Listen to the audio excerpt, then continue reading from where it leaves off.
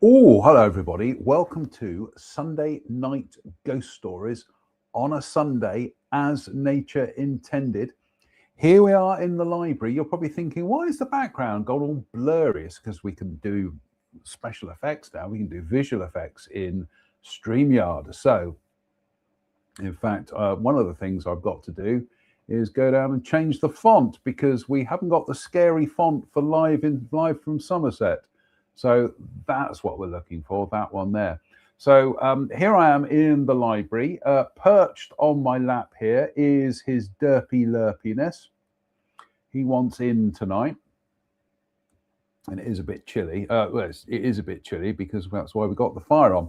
So, what are we reading tonight? Well, we are still reading Haunted Places of Scotland, but because we are at the end of the month, it's time to dip into a ghostly almanac of Devon and Cornwall, which is brilliant.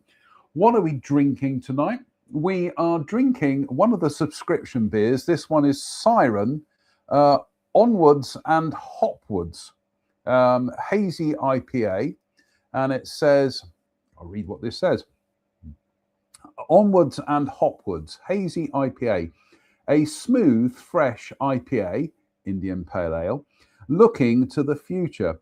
Idaho 7, Citra, and Enigma hops are embellished with next-gen hop extracts to deliver aroma popping with pineapple, melon, and red currants. This hazy IPA is saturated with juicy tropical hop flavors, beautifully drinking sip after sip. Keep cold, bloody am tonight, I can tell you. Serve cool. Brewed and canned. Oh, there's the thing. Brewed and canned at Siren Craft Brewery Limited, Finch Hampstead, Berkshire. Finch Hampstead was where we lived before we moved here. We had a miserable year on a council estate, and then moved to Somerset. What are we? Just seeing what the volume of alcohol is. It doesn't say. No, it will say. It's got to 5%. So not exactly a lightweight. And what are we drinking tonight? We have invested in another bottle of the Western Gold, which is beautiful stuff. So here we go. Ready? Oh, I love that sound. It has become my new favorite tipple, this. The Western Gold Honey. So that'll do. So shall we crack on mit the ghost stories? Because I don't know about you, but I's gert hungry. Oh, and before we do anything, what do you know? That's the beer tonight. Siren Onwards and Hopwards Hazy IPA rather. So there it is. Fabulous artwork, as always with these beers, but also, Dead Soldier and Run VT. Oh, it's jolly nice of you. Hello, Dead Soldier. Seen plenty of those in my time. Indeed. Right, here we go. We're now on to March from the Ghostly Almanac of Devon and Cornwall, Dartmoor, Devon. In March 1921, Ernest H. Helby, not Hellboy, the medical officer for Dartmoor Prison, was crossing the moor on his motorcycle. In the sidecar were two little girls, variously described in the contemporary newspaper accounts as either his daughters or the daughters of the assistant governor of the prison. As the motorcycle drove along the B3212 road, approaching the bridge that crosses the East Dart River just outside Postbridge, the doctor suddenly seemed to be grappling to control the bike. He shouted to the children to jump clear, which they did. Seconds later, the bike crashed and the doctor was killed. The motorcycle had recently been serviced and was in good order, and the weather conditions at the time were said to be good. There seemed to be no rational explanation for the fatal accident. The area had a history of reported accidents dating back to 1910. Among these were bolting horses startled by something unseen to their riders, and numerous cyclists who had unexpectedly ended up in the ditch at the roadside, all of who later maintained that something or somebody seemed to have snatched the handlebars out of their hands, causing them to lose control.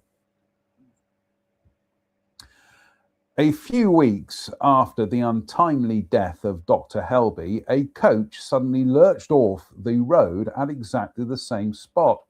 All the passengers fortunately survived the incident with relatively minor injuries, but once again, the driver stated that he had felt as if invisible hands had wrenched the steering wheel of the coach out of his hands. On August 26th, 1921, on the 26th of August 1921, there was another accident at exactly the same spot when a motorcycle suddenly veered onto the verge. This time, the rider, a young soldier, survived the incident. He subsequently stated that, as he was riding his motorcycle, a pair of large, hairy hands had covered his own and forced the bike off the road. The story of the hairy hands of Dartmoor was reported in the Daily Mail of the 14th of October 1921. In his article entitled The Unseen Hands, reporter T. Gifford recounted the series of inexplicable accidents that occurred on the moor, all in a second article. In his article entitled The Unseen Hands, reporter T. Gifford recounted the series of inexplicable accidents that had occurred on the moor, all seemingly centered around one particular spot. More details were added to the account in a second article in the same newspaper 3 days later. In 1924, a woman holidaying in a caravan at nearby Powder Mill awoke to see a pair of hairy hands at the caravan window.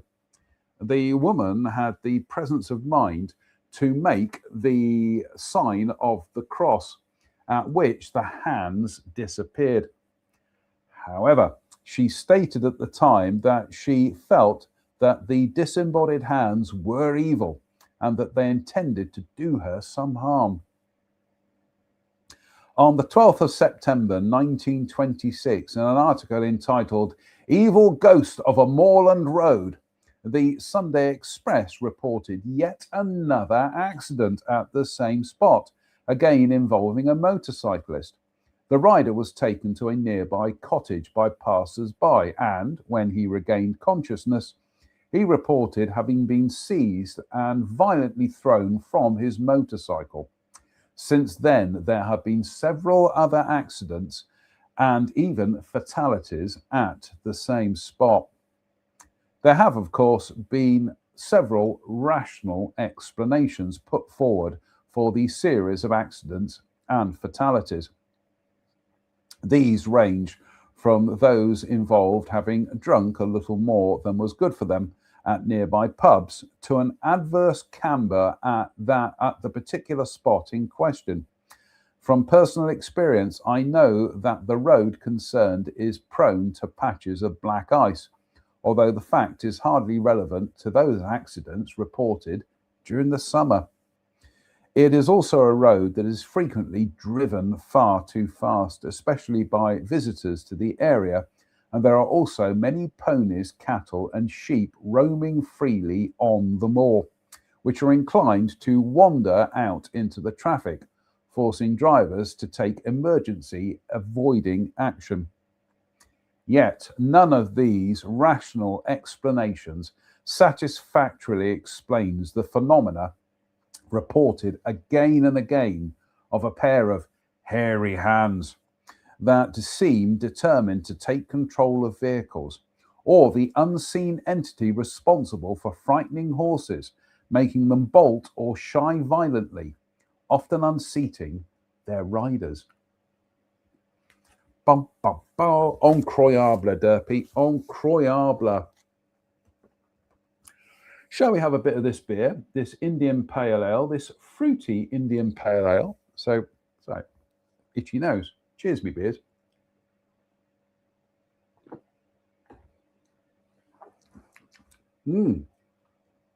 Definitely getting the pineapple.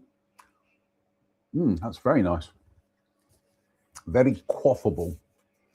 Right. Linton, Devon. Oh my goodness me. I know Linton. It's it's Lynmouth at the bottom, Linton at the top, and you go up there via the vernacular railway. Linton, Devon. When the Reverend Walter Stevenson Halliday died in March 1872, he left as his legacy Glenthorne House near Linton, which he built around 1829, which is almost half past 6 rather. However, according to the house's current owner, Halliday is still very much in residence. In life, Halliday was a rather reclusive man who would often hide upstairs in his study when he didn't want to see people. Today, his presence is still evident there and also in the library where the book-loving Reverend spent much of his time. On one occasion, he apparently showed his displeasure at the placing of a small gramophone in the room by banging the library doors vigorously for a period of 10 minutes. He also apparently took a dislike to a picture hung by the current owners in a corridor, throwing it violently across the room and leaving the nail on which it had been hung still in the wall, although bent double. In an article in Bonham's magazine, Sir Christopher Ondaatje says of his ghostly visitor, "When I'm writing, particularly late at night, the old guy is always hovering around, making noise. He is a friendly ghost, however, and means no harm." See, perfect. He also took a dislike to a picture hung by the current owners in a corridor, throwing it violently across the room and leaving the nail on which it had been hung still in the wall, although bent double. Pictures are hung, people are hanged. Always banging on about it on this show. And quite rightly too. Right, Derps, I think it's time for more of this beautiful pineapple beer, whatever we want to call it, in the magnificent Rush beer glass. Thank you, viewers Kirsten and Steve in the United States. Cheers, me beers.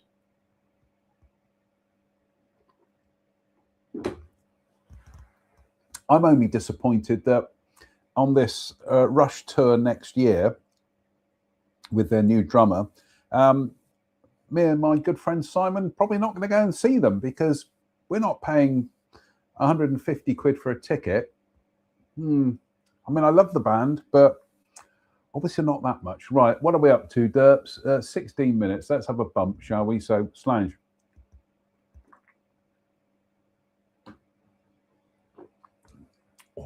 Oh, that's lovely. Oh, I could drink that in pints. Right, here we go. Nance Cook Common, Cornwall. RAF Portreath first became operational at Nance Cook Common on the 7th of March 1941 and throughout the Second World War utilised both as a fighter unit. RAF Portreath first became operational at Nance Cook Common on the 7th of March 1941 and throughout the Second World War was utilised both as a fighter unit and for ferry operations. The last flights from Portreath were in May 1945, after which the station was reduced to care and maintenance only. It became a Transport Command briefing school and was used as a billet for Polish Resettlement Air Corps before being taken over by the Ministry of Supply in 1950. From then until 1976, the site was used for chemical defence. Renamed CDE Nance Cook, it was at one time Britain's primary site for the production and storage of the nerve gas sarin. However, production ceased in 1956, and from then on, Nance Cook was mainly used for more innocent purposes, such as the development and production of charcoal cloth and protective suits used by the British forces. The site was taken over by the Ministry of Defence and formally reopened as RAF Portreath in 1980. Much of the haunting activity associated with the site and the surrounding area seems to date back to the Second World War, when several young men lost their lives in plane crashes. A man in a Polish pilot's uniform has frequently been seen approaching a now disused hangar and walking straight through the closed doors. At the nearby village of Bridge, many of the Nissan huts used as a billet for WAAFs during the war still exist and are said to be haunted by shadowy figures, including that of an airman. At a nearby bungalow, mysterious footsteps and opening and closing doors have heralded the appearance of a man in a blue RAF uniform who has been seen sitting in a rocking chair, smoking his pipe and gazing out to sea. Whenever anyone spoke to the man, he simply disappeared before their eyes. Incroyable, Derp. Oh, this next one's a bit of a whopper. Who has joined us? Is it viewer David? It is. Good evening, my lad. Good evening, viewer David. Your good health in the Rush beer glass. Oh. Do you know what, Derps? I think we might have some more of that chocolate liqueur tonight as well. So, chocolate liqueur, he said, sounding very West Country. Slangery bar.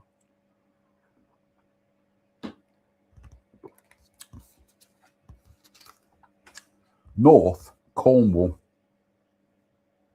Although I know the real names of this couple and also the exact location of their property in North Cornwall, I have been specifically asked not to reveal them. The cottage is currently let, and the couple are afraid that knowledge of the presence of a resident ghost may discourage future tenants. Peter and Jane bought their semi-detached cottage in a village close to the North Cornish coast in March 1986. Goodness me, 40 years ago. Isn't that incredible? Previously used as a holiday cottage, the property had fallen into disrepair after the death of the former owner. So the couple set about restoring it and making it habitable again. Ghosts, it seems, are often reported during property restorations or alterations, and this was indeed the case for this particular cottage. The first sign of any unusual occurrence was the presence of 3 distinct and very identifiable smells. The first of these was the strong smell of oranges. What was particularly remarkable about this was that neither Peter nor Jane was particularly fond of oranges and very rarely bought them. The second smell was described as either Cornish violets, perfume, or the scent of the old-fashioned sweets known as Parma violets. The third smell was far less pleasant, being the eye-watering stench of raw sewage, or Reform 2025 Limited, take your pick.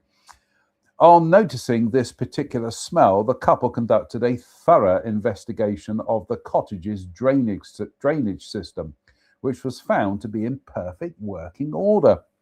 All three smells seemed to come and go at will, and were always only noted in the living room, never anywhere else in the property. Before long, Peter and Jane began hearing footsteps, which sounded as if someone were walking along the bare wooden floorboards of the landing, which was directly above the living room. The footsteps went full length of the landing into the bathroom at the end, then apparently through the bathroom wall into the house next door. In conversation with their neighbours, Peter and Jane established that they too had heard unexplained footsteps walking along their upstairs landing. Before long, Jane was afforded a clear view of the ghost, who for several months appeared at regular intervals, briskly walking the length of the hall of the cottage. She describes the man as having a strong physical resemblance to Peter. Jane often spoke to the strange man, having caught a glimpse of him out of the corner of her eye, and assumed that Peter had returned home. Oddly, the ghost never appeared while Peter was in the house, although it did sometimes appear while he was working outside in the garage or garden. Jane describes the man as being considerably shorter than Peter, roughly 5'6" tall, and appearing very solid.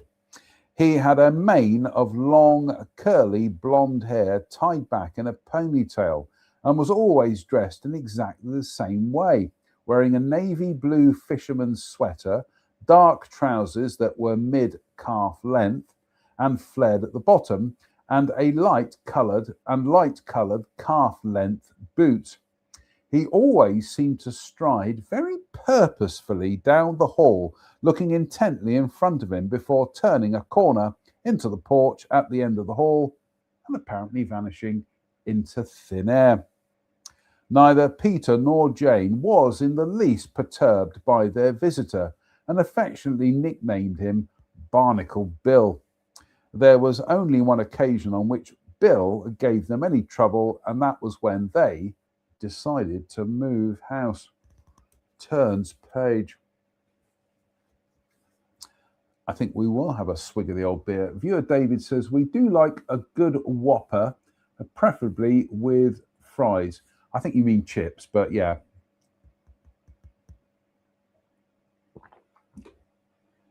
Oh, goodness me, I haven't had chips in ages. I haven't had chips since the last time I had chips with Friends Faye. So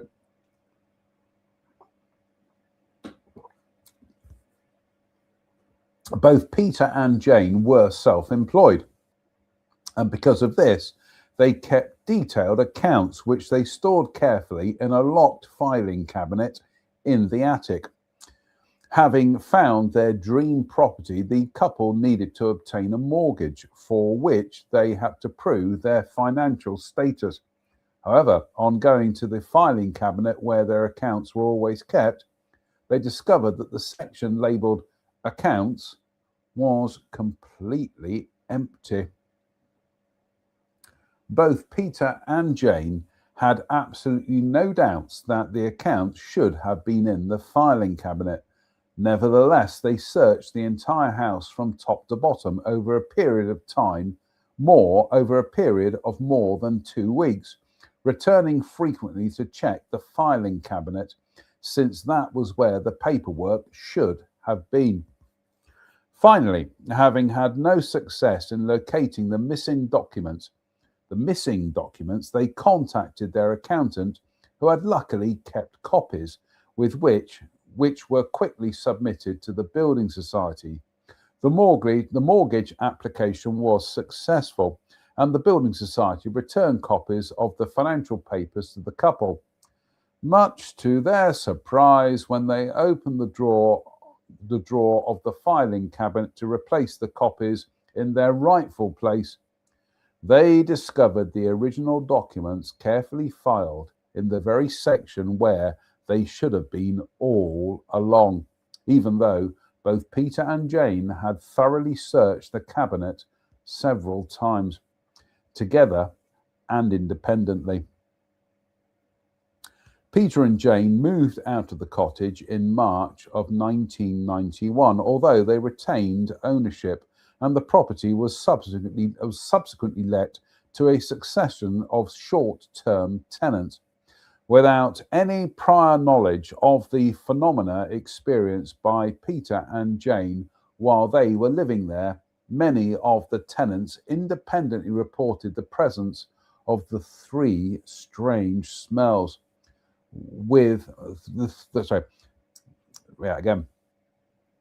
try again. Many of the tenants independently reported the presence of the three strange smells, along with the sound of mysterious footsteps and a cold spot in the porch of the house where the man had always vanished. As far as she is aware, Jane remains the only person to have actually seen the ghost in the flesh, although the couple's 4 cats were observed on many occasions staring fixedly as one at something or someone unseen to human eyes. You'll like that bit, Derp. That involves cats. Oh, that's it. We're coming towards the end of March. Literally and figuratively. Anyway, cheers, me beers. Oh, lovely. Slange.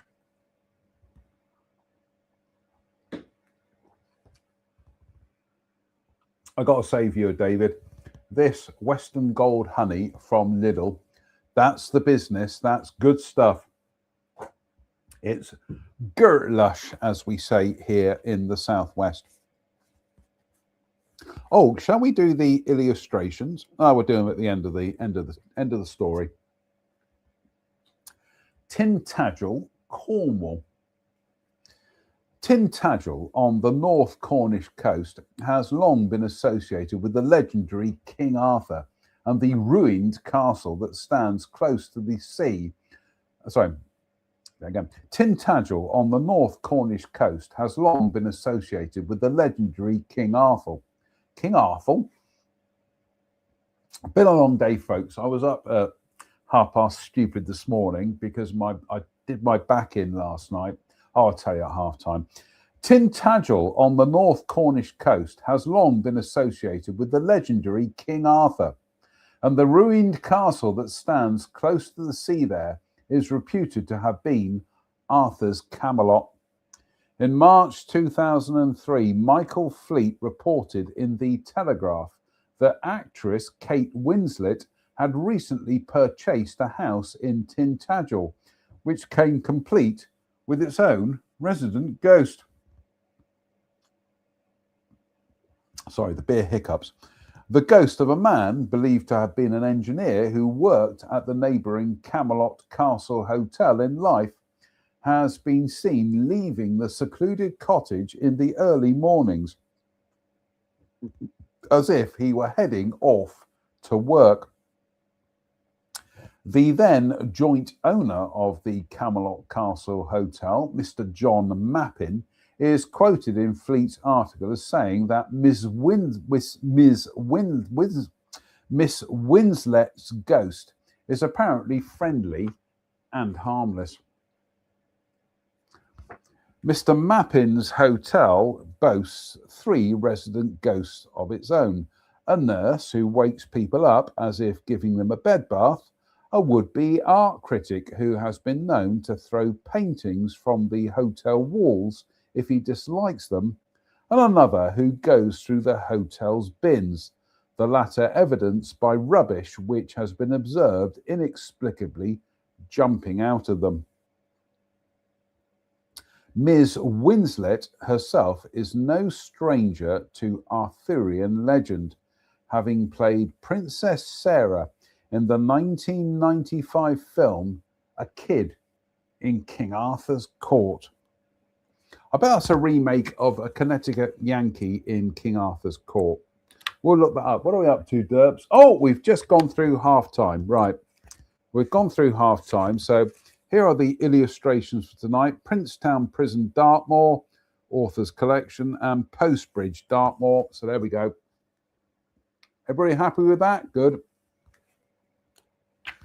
And then we have Glenthorne House near Linton. Right.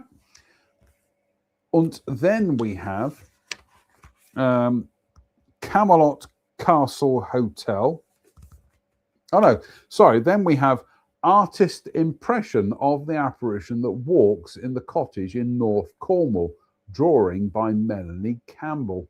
Sorry, yeah, again. Artist's impression of the apparition that walks in the cottage in North Cornwall, drawing by Melanie Crawford. Sorry, Mel.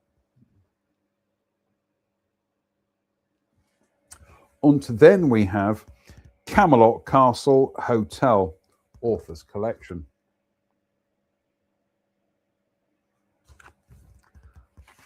And finally, the Old Post Office Tintagel.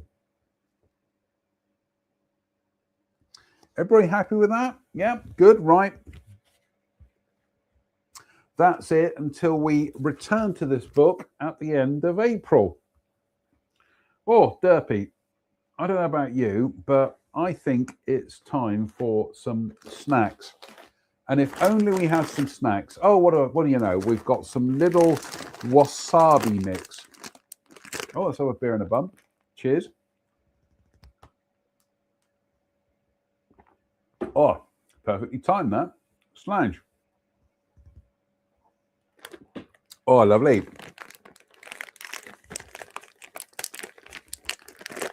Oh, we do like our wasabi mix.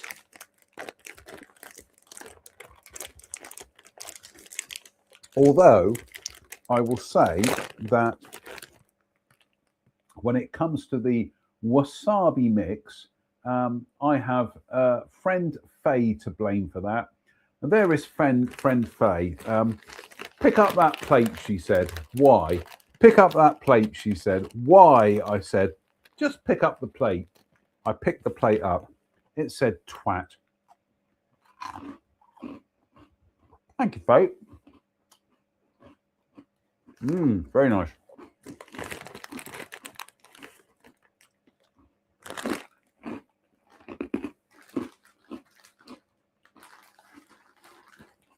What to report today?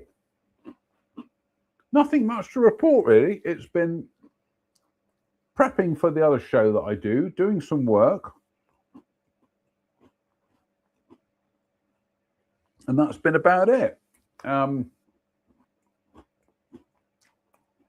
shall be up nice and early tomorrow morning to crack on with work again because I am this close to finishing off another project. And then this week, OBS, I've got a 2-reg walk on the go.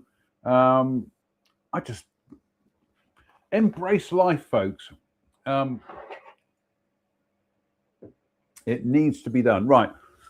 The second beer for tonight, the chocolate stout from Aldi. Smooth and indulgent, brewed in the UK in partnership with Hall and Woodhouse, the well-known 1980s pop duo. A rich, indulgent stout featuring luxurious chocolate flavours balanced by notes of roasted malt. I've got to say, these chocolate beers are becoming a bit of a thing because I used to have the Derail Ale, which was delicious. And then Box Steam Brewery went out of business.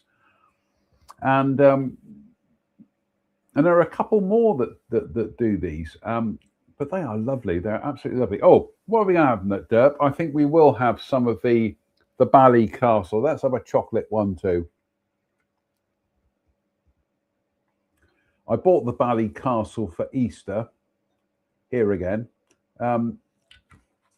which is where we are at the moment. We're on. What are we today? Whitsun Sunday, I believe we are. But oopsie daisy, dropping wasabi beans all over the place.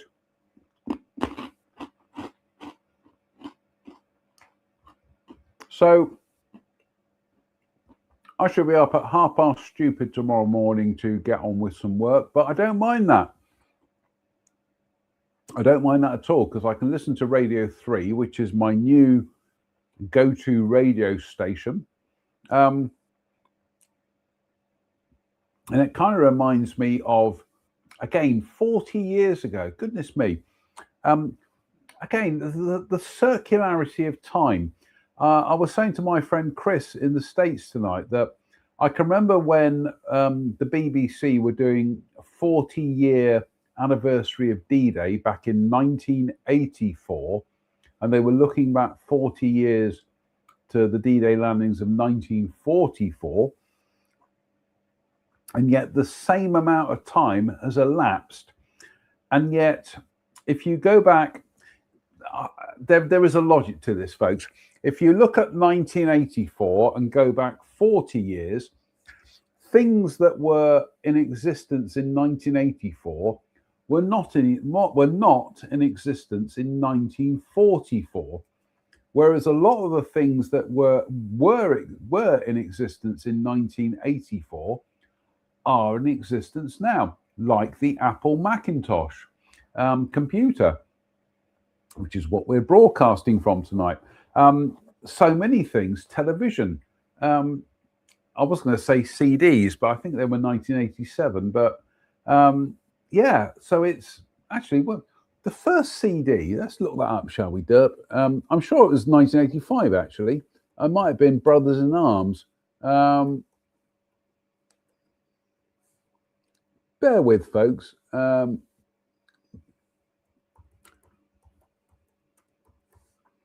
The first CD.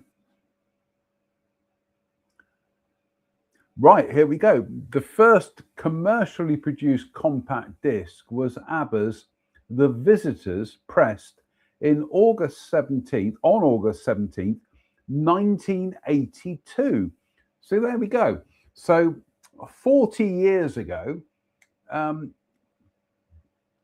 the Apple Macintosh existed, CDs existed, television existed, whereas you go back 40 years prior, pretty much none of that existed. So has technology slowed down? I was going to say the internet didn't exist in 1984. It did.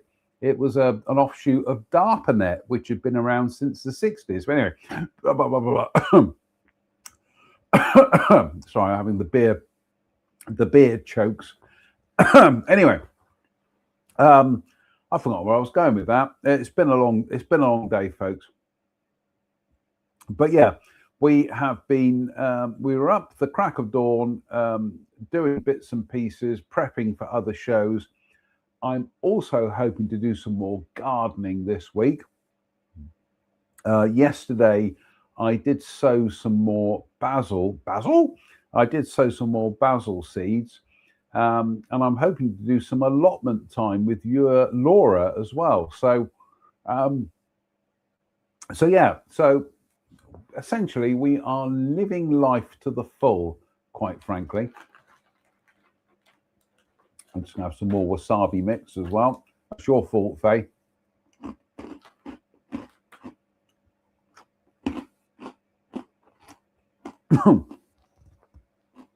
Right. Shall we crack on with part 2 of the show tonight?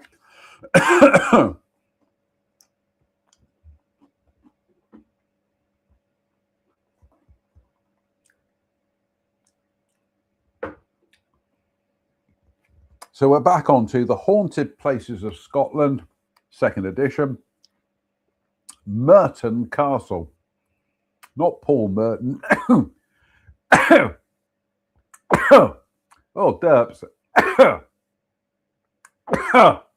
Oh, I must lay off those cocaine parties with the local vicar. Merton Castle, built on a 12th century motte. Merton Castle is a ruinous tower house of the 16th century.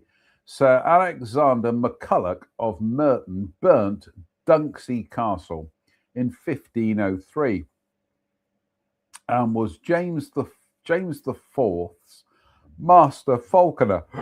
Oh, the beer burps. Finally, at 41 minutes and 3 seconds, the property was sold to the Maxwells in 1685. Viewer David, 1685, significant date. And they built Monreath House, a large country mansion close by in 1791. The family have a mausoleum in Kirkmaiden churchyard at the village of Monreath. An old story is that when this parish was united with Glasserton, the pulpit and bell were removed from Kirkmaiden Church and were to be transported by sea across Luce Bay to a church of the same name near the Mull of Galloway. A strange storm blew up and the boat floundered, sinking the pulpit and bell. The story goes that on the approaching death of any descendant of the McCullochs of Merton, or presumably the owners of the property, the Wraith bell rings out from the depths of Luce Bay. Now, I'll tell you a story. Sorry, I got a bit Max, oh, what's his name now? Max. Oh, I've forgotten his name.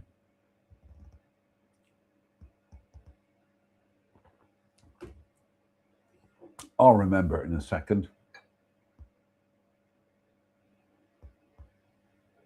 Oh, we got another dead soldier here. Right, and run VT when we can find the run VT button, and run VT. Oh, it's jolly nice of you. Hello, dead soldier. Seen plenty of those in my time.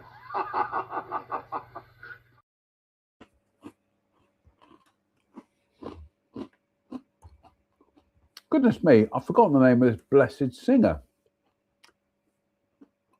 Max.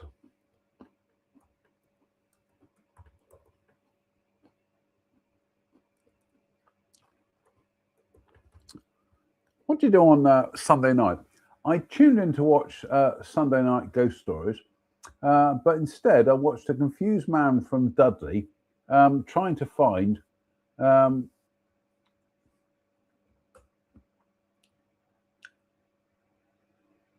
Max Bygraves. Of course it was Max Bygraves. And I've forgotten what the context was now, but anyway, Max Bygraves. There we go.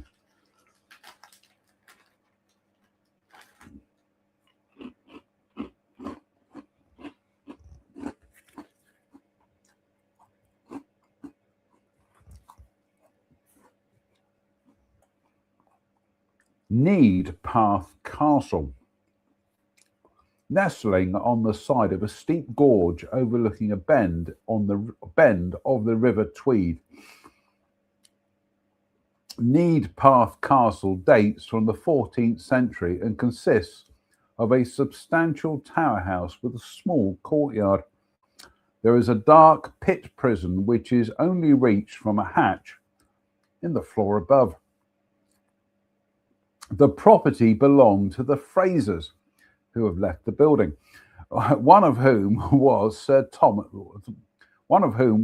Simon Fraser. He was one of the Scottish leaders who defeated the English 3 times at Roslin in 1302, which is 2 minutes past 1. But he was later captured and executed. The castle passed by marriage to the Hayes in 1650, which is 10 minutes to 5. Sorry, the castle passed by marriage to the Hayes. In 1650, it was garrisoned against Cromwell and held out longer than any other fortress south of the Forth. In 1686, it was sold to the Douglas Duke of Queensberry and later passed to the Earl of Wemyss and March, with whose descendants it has remained. Needpath is reputed to be haunted by the ghost of a young lass, the Maid of Needpath, who was written about by Sir Walter Scott, although there are said to have been manifestations in recent times. The ghost is believed to be that of Jean Douglas, the youngest of the 3 daughters of Sir William Douglas, Earl of March. She was born in 1705 and fell in love with the son of the Laird of Tushielaw, which was owned by the Scott family. Her father did not think her lover, although a man of property, was of high enough birth for an earl's daughter, and forbade them to marry. The lad was sent away from the earl. The lad was sent away from the area, and the earl hoped that Jean would forget him. The girl was devastated, and her health deteriorated. Her lover eventually returned, but by then she had become so ill that he no longer recognized her. Read that again. The girl was devastated, and her health deteriorated. Her lover eventually returned, but by then she had become so ill that he no longer recognized her. Wounded to the core by the final slight, she died of a broken heart. Her ghost then began to haunt Need Path, waiting for her lover to return to her in death, as he had not in life. Well, he had, but no. Sightings of Jean's ghost report that she is clad in a full-length brown frock with a large white collar. Doors are said to open and close by themselves. Unexplained noises have been reported, and objects move by themselves, including on one occasion a wooden plank. Open Easter, then May to September, Wednesday to Saturday, 10:30 till 1700, Sunday 12:30 to 1700. Closed Monday and Tuesday. Telephone number. Ow, don't dig your claws in dirt. I know you're enjoying these stories immeasurably.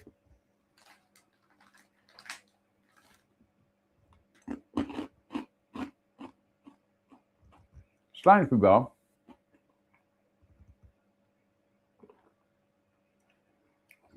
Lovely.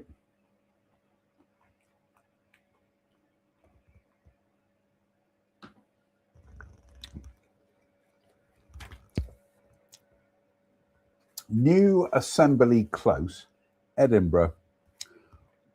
The former bank is located in the close on the south side of the High Street and was built in 1814, although it incorporates the 18th century assembly rooms, after which the close is named. The bank was closed in 1847, which is 12 minutes to 7, and the building, or 13 minutes to 7, and the building has been used for a variety of purposes, including as a children's home and as the Edinburgh Wax Museum, and as a restaurant before coming to the Faculty of Advocates. The building is said to be haunted by a bogle heard whispering and seen shuffling about the cellar. During its use as the Wax Museum, there were many accounts of customers being pushed and touched by invisible hands, with exceptionally chilly areas in the building. The place where activity was most experienced was reputedly the Chamber of Horrors exhibit. You surprise me. A room called the Chamber of Horrors, and people go, "Oh, I've experienced something frightening in there."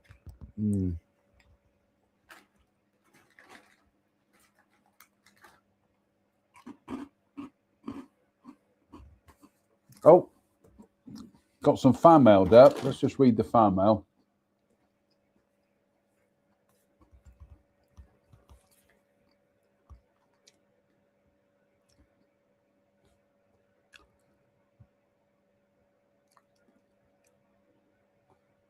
Just having a look.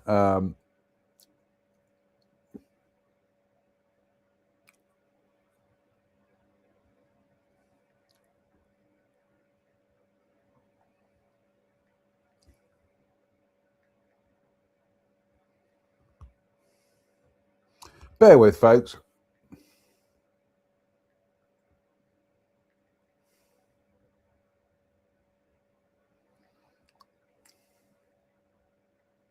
Bear with.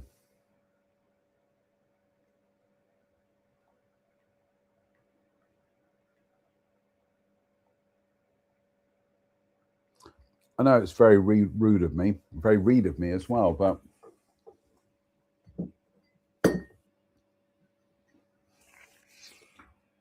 cheers, me beard.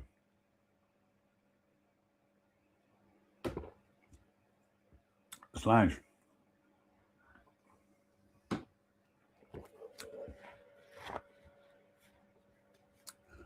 New Century Theatre, Motherwell. The New Century Theatre, the Rex Cinema dated from 1936, but incorporated. The Rex Cinema dated from 1936, but incorporated part of the New Century Theatre, which was opened as a variety hall. Oh, that's a shocking reading. The Rex Cinema dated from 1936, but incorporated, should be a comma there, but incorporated part of the New Century Theatre, which was opened as a variety hall in 1902. The cinema was closed in the 1970s, and the building was then used for amusement, as a snooker club and as a nightclub before being demolished in 1995. The New Century was said to be haunted by a ghost. The beer burps again. The New Century was said to be haunted by a ghost, Oscar, the story going that a man had committed suicide by jumping from the gallery into the stalls.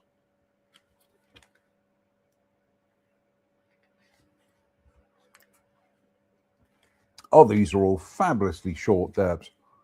I think we might crack through some of these before the end of the show, which is 8 minutes away in theory.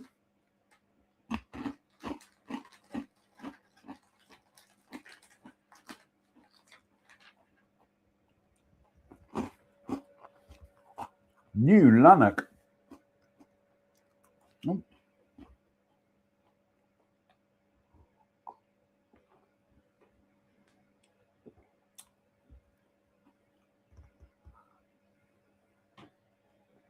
New Lanark.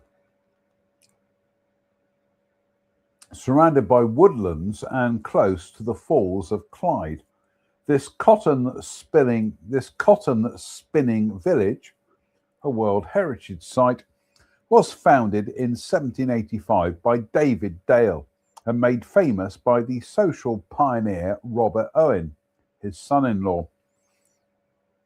The visitor centre has the ride The New Millennium Experience, and there is also access to the mills, mill workers' house, village store, and Robert Owen's house. There is a fine walk to the Falls of Clyde. Originally an 18th century mill in the village, the New Lanark Mill Hotel has many original features, including Georgian windows and barrel vaulted ceilings. There are said to have been ghostly shenanigans.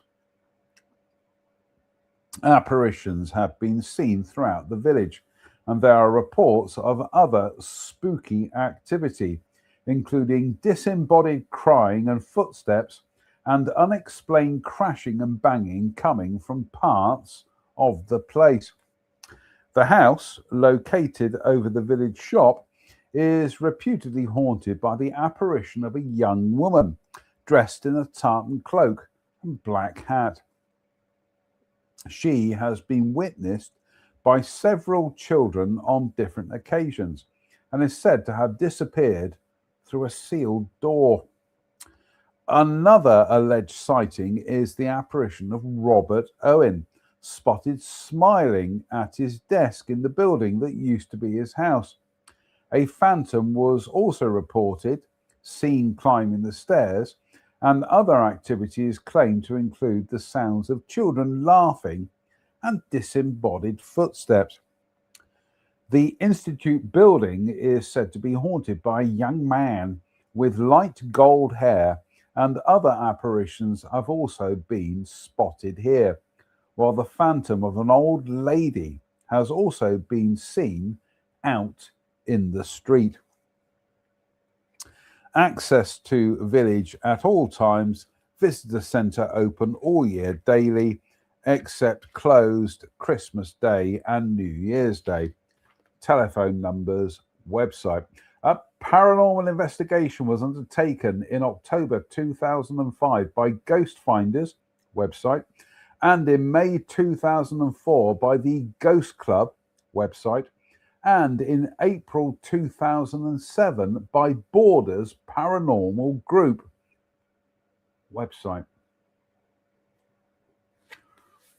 Oh, derps. I suddenly realised I meant to order myself a pallet splitter tonight, but I'll do that tomorrow.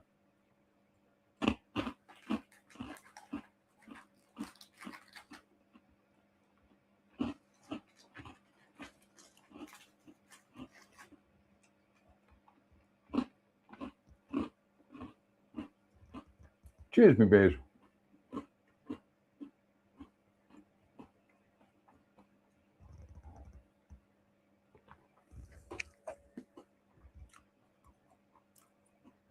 In the magnificent United Federation of Planet Shot Glass, again, courtesy of viewers Kirsten and Steve in the United States. Cheers, me beers.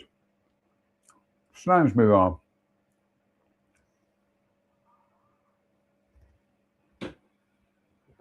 I think we'll have some more Western Gold honey, and then that'll be it for tonight, derps. We are off downstairs to have some supper and watch some Family Guy.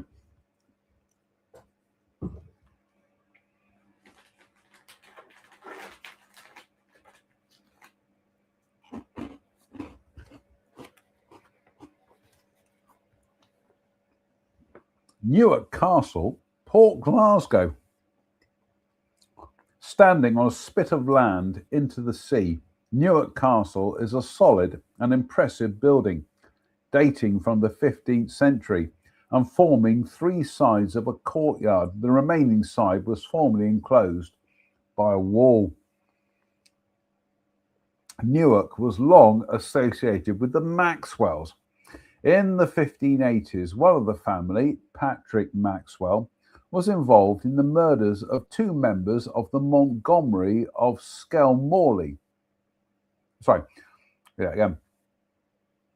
In the 1580s, one of the family, Patrick Maxwell, was involved in the murders of two members of the Montgomerys of Skelmorley, the murder of Patrick Maxwell of Stanley, and the assassination of Hugh Montgomery, 4th Earl of Eglinton, during a series of feuds.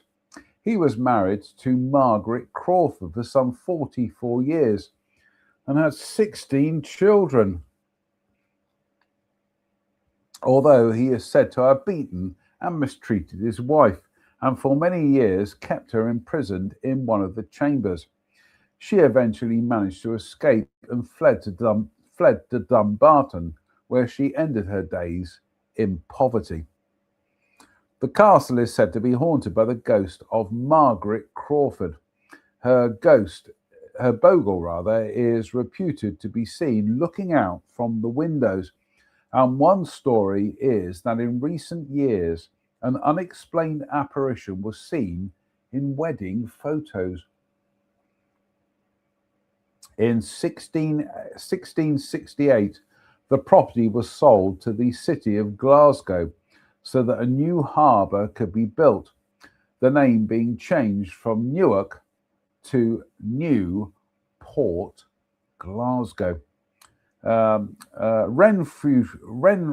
Historic Scotland, open April to October daily, telephone number, website. How many more tonight, derps? We have just gone through the hour mark.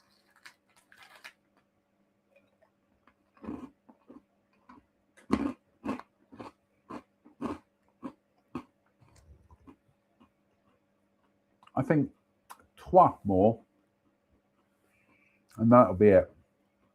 Yeah, I think we've got three stories worth of beers here, so cheers me beers.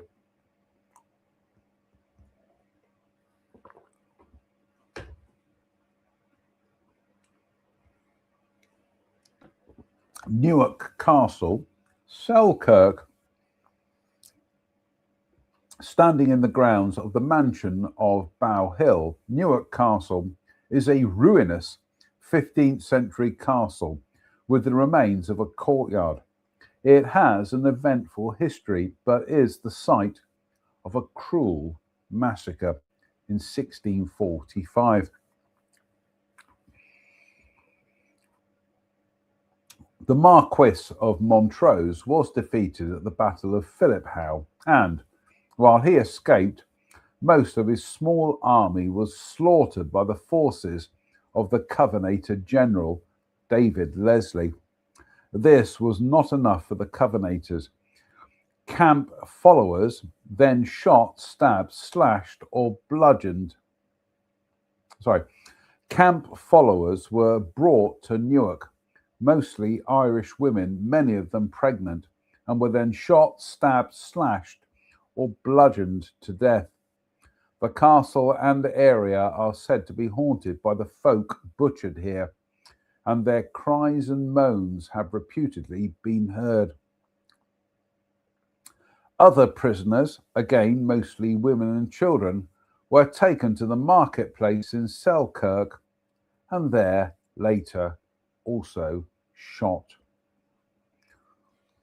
Park open Easter to the end of August, house open July, Thursday and Sunday, 1300 to 60, it was at 1 o'clock to 4 o'clock, July daily 1 o'clock to 5 o'clock, August Tuesday and Thursday 1 o'clock to 4 o'clock. Telephone to confirm, other times by appointment for educational groups. Telephone number, website. Oh, the beer burps again. Right, that's going to be it for, no, we're not. When I say that's going to be it for tonight, Derps, I don't mean that's it.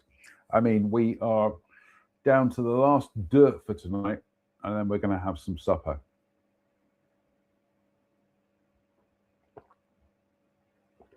Slange.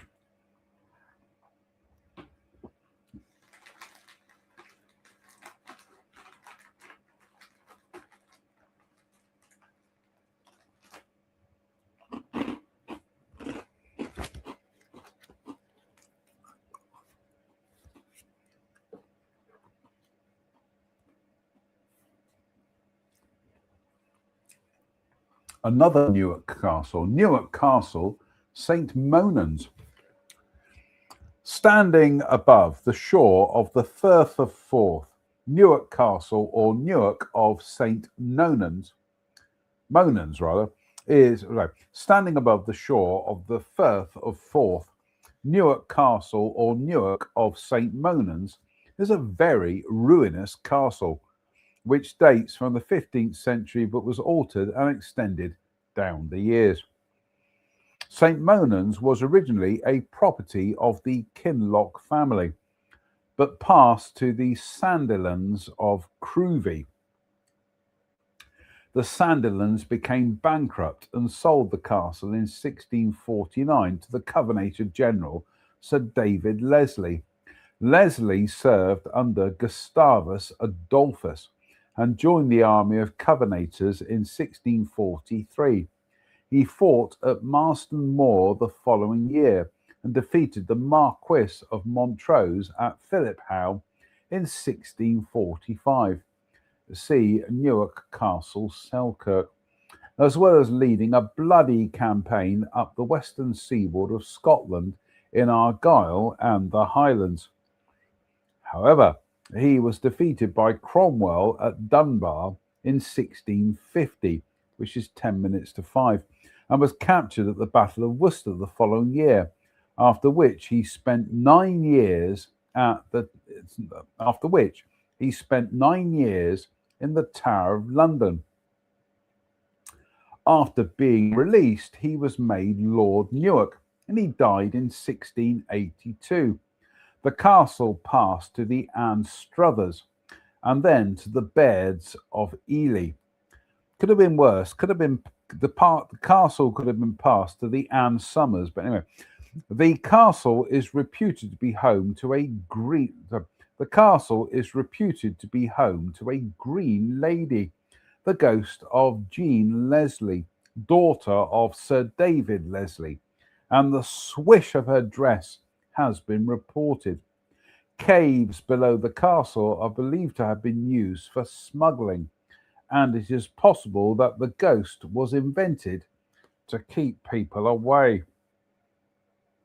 Green ladies are hardly unusual in Scottish. Sorry, green ladies are hardly unusual in Scotland's castles. However, view from exterior website. Right. Last for tonight, Derbs. And then we are going downstairs to have some supper. I'm going to have another bit of wasabi mix. Oh, lovely. Look at that.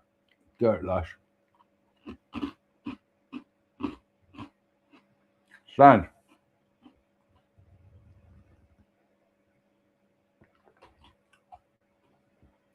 Cheers.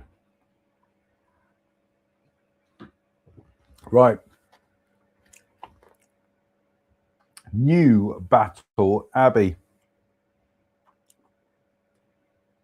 New Battle Abbey was founded in 1140, which is 20 minutes to 12, by David I as a Cistercian house dedicated to the Blessed Virgin Mary, and became a very rich establishment. The abbey was visited by Alexander II. Mary de Courcy, or Marie de Courcy, his wife, was buried here. New Battle was burned by the English in 1385, 1544, and 1548.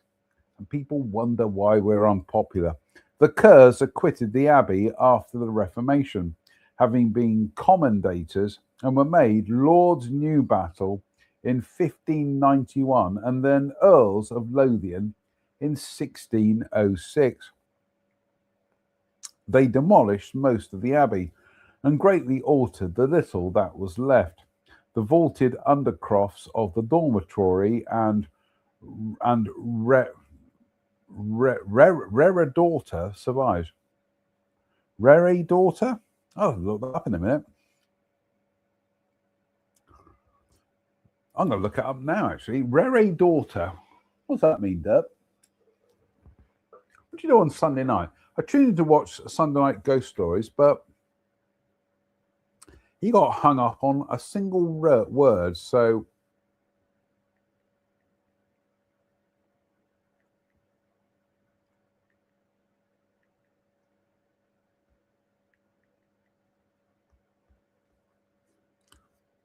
Right. Okay. A Rere Daughter is a medieval monastic toilet block typically located behind or attached to the monk's dormitory, daughter, for D-O-R-T-E-R, for easy access, often built over a fast-flowing stream or drain to carry away waste. Right. Now that we know what it is, let's dip back in, shall we?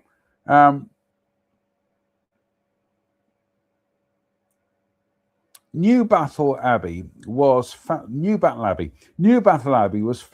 in 1140 by David I as a Cistercian house dedicated to the Blessed Virgin Mary, and became a very rich establishment. The abbey was visited by Alexander II. Marie de Courcy, his wife, was buried here. New Battle was burned by the English in 1385, 1544, and 1548. The Kerrs acquired the abbey after the Reformation, having been commendators, and were made Lords New Battle in 1591, and then Earls of Lothian in 1606. They demolished most of the abbey and greatly altered the little that was left. Vaulted undercrofts of the dormitory and Red Daughter survives, as well as the warming house, along with fine plasterwork and wood carving. The building is now an adult education centre. So the building is now an adult education college. There are stories of a grey lady haunting the grounds, said to be the spectre of the. There you go.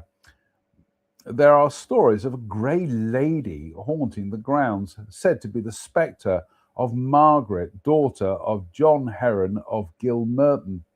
She fell in love with one of the monks of the abbey in the 14th century. Is he called Harry? Let's find out. But the affair was discovered by the lady's father, and he forbade them to meet again. They arranged to see each other one last time to say goodbye at their meeting place at Melville Grange. Again.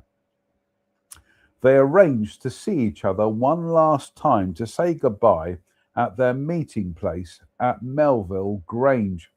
Also see that entry. A farm owned by the abbey, but Margaret's father followed them to their tryst and torched the grange, burning both of them to death. There are also said to be phantom monks seen in the grounds of the abbey. Are they called Harry? Let's find out. Adult Education College open for tours end of May to August, Sunday only. Telephone number, website. Right, that's it for tonight, folks. We are going downstairs to have some supper and watch some Family Guy.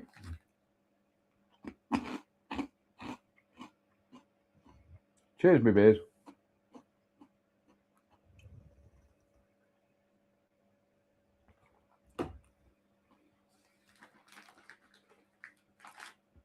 Sludge.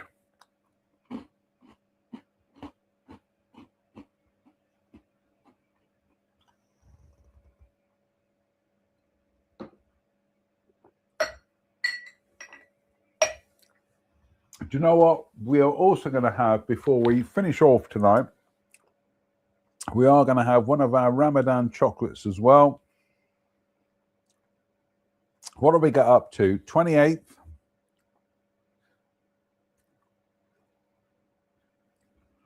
27th, yeah, 28th. So this one it's a lantern, very nice.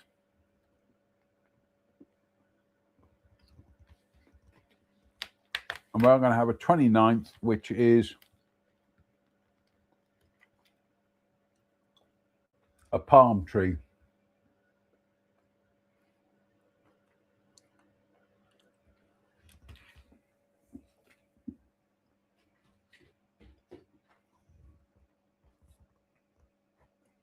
That's it for tonight. His derpiness is still sat here on my lap, although he'll probably get up once he thinks he needs some food. Do you want some din din? I think you do want some din din.